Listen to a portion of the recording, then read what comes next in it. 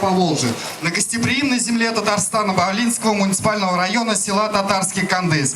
Уважаемые гости, примите традиционное татарское национальное блюдо чак-чак.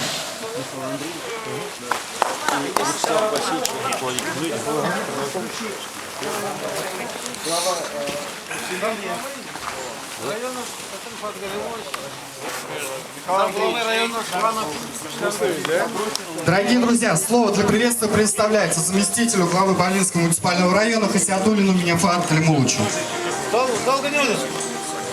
Уважаемые гости, мы рады приветствовать вас на земле Татарстана и особенно в нашем Бавлинском районе Республики Татарстан, потому что Аксаков